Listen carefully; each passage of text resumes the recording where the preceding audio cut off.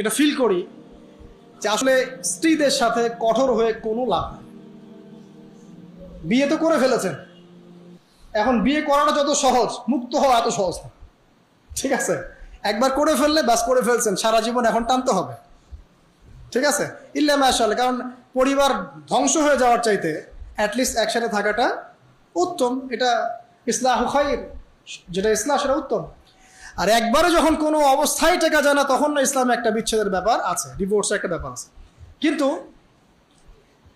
নারী জাতিটাকে আল্লাহ পাক এমনভাবে সৃষ্টি করেছেন, ইনশাআল্লাহ ফ্যামিলি নিয়ে আমি একদিন লেকচার দেবো, সেদিন বলবো ইনশাআল্লাহ ডিটেলস, যে আপনি যত কঠোর হবেন তত বেঁকে বসবেন। আপনি যত কঠোর হবেন তারা বেঁকে বসবে।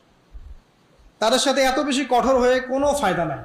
কিভাবে ডিল করতে হবে একটা সূত্র বলে, আপনি আপনার মেয়ের প্রতি যেমন, আপনার যদি একটা মেয়ে থাকে 5 বছর বয়স, 10 বছর বয়স, 2 বছর বয়স, একটা মেয়ের সাথে আপনার সম্পর্ক কেমন? খুব মিষ্টি সম্পর্ক। এইভাবে যদি আপনি স্ত্রীর সাথে থাকতে পারেন, আপনি ফ্যামিলি লাইফে হ্যাপি। আর যদি অন্য কোনো পলিসিতে যান, খুব কঠোরতা আরোপ করেন, হ্যাঁ, বয়কট করেন, কথাবার্তা বন্ধ, খাওয়ার দাওয়ার বন্ধ, এই বাসা চলে গেল ব্রিফকেস নিয়ে, আপনি আবার এখানে, এগুলো চলতে থাকলে আপনি না দিনের কাজ করতে পারবেন আর না দুনিয়ার কাজ করতে পারবেন। তো এখানে সবর ছাড়া কোনো নসিহত নেই, মানে সবরই সবর, ধৈর্য চূড়ান্ত পরীক্ষা দেওয়া লাগবে এখানে। আর দুনিয়াতে যদি এভাবে একটু কষ্ট করে চলতে পারেন, জান্নাতে হুর অপেক্ষা করছেন সব। ঠিক আছে, তো একটা নসিহত করলাম, আপনার স্ত্রীর সাথে মেয়ের মতো করে মেশেন। মানে আপনার মেয়ের সাথে আপনি যেমন, আপনার ছোট্ট ছেলে সন্তানের সাথে আপনি যেমন, এভাবে একটু ডিল করেন, তাহলে দেখবেন যে আপনি স্ত্রী মাশাআল্লাহ, ওর চেয়ে ভালো মানুষই থাকবে না তখন, এবং তার কাছে আপনার চেয়ে ভালো কোনো মানুষই থাকবে না।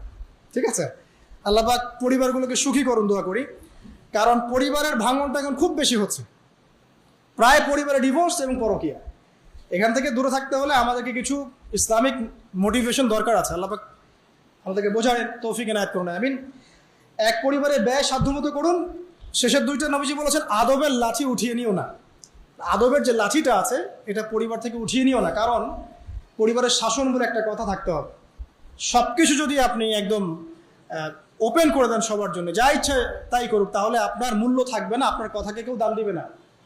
আপনি আপনার ওয়েট হারাবেন, পরিবারের মধ্যে অশ্লীলতা, ফাহেসা, বেপরদামি, দুনিয়াদারি ঢুকে যাবে। আর একবার ঢুকে গেলে আপনি খুব সহজে বের করতে পারবেন না। তাই শাসনের লাঠিটা থাকবে পরিবারে।